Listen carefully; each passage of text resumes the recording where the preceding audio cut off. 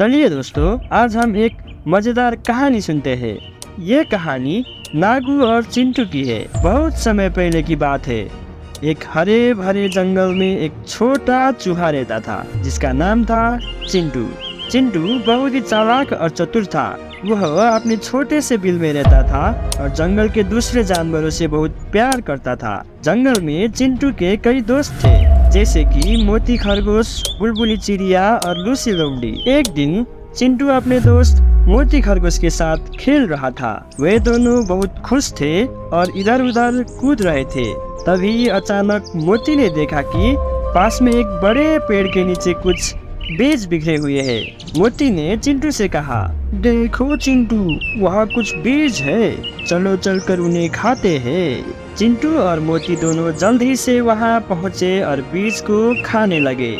लेकिन उन्हें पता नहीं था कि वह बीज नागू सांप ने वहाँ फंसाने के लिए रखे थे। नागू सांप उस पेड़ के पास छिपा हुआ था और उसने चिंटू और मोती को देख लिया। नागू ने उन दोनों को खाने का फैसला किया। चिंटू और मोती डर के मारे कांपने लगे। नागू बहुत ही खतरनाक और विशालकाय सांप था। चिंटू ने तुरंत अपनी चतुराई से काम लिया और नागू से कहा, नागू भाई, हमें खाने से तुम्हारा पेट नहीं भरेगा, लेकिन अगर तुम हमें छोड़ दो तो हम तुम्हें जंगल के सबसे बड़े भोजन की जगह दिखा सकते हैं। नागू ने सोचा कि शायद यह सही है। उसने कहा, ठीक है, मुझे बहुत बड़े भोजन की जगह दिखाओ, लेकिन अगर तुमने मुझे धोखा दिया तो मैं तुम्हें नहीं छोड़ूंगा, मैं तुम्हें खाकर ही दम लूंगा। चिंटू और मोती ने नागू को जंगल के भीतर एक गहरे और घने इलाके में ले जाने का शुरू किया। चलते चलते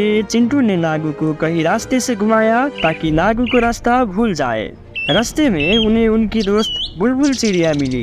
चिंटू ने बुलबुल से फुसफुसा कर कहा, बुलबुल, हम मुसीबत में हैं, नागू हमें खाना चाहता है, हमको तुम्हारी मदद की जरूरत है।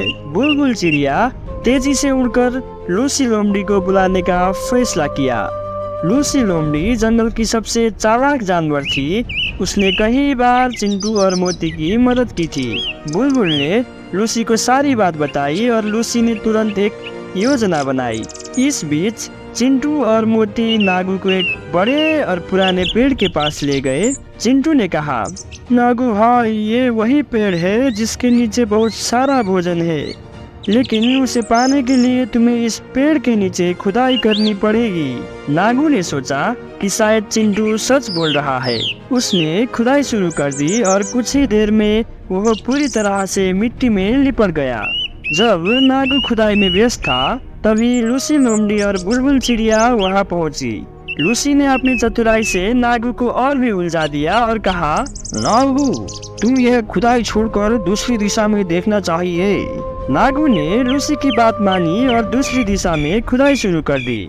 इस बीच चिंटू, मोती, बुलबुल और लूसी जल्दी से वहां से भाग निकले और सुरक्षित अपने ठिकानों पर पहुंच गए। नागू जब तक समझता कि उसे मूर्ख बनाया गया है, तब तक बहुत देर हो चुकी थी। वह थक चुका था और उसे कोई भोजन भी नहीं मिली।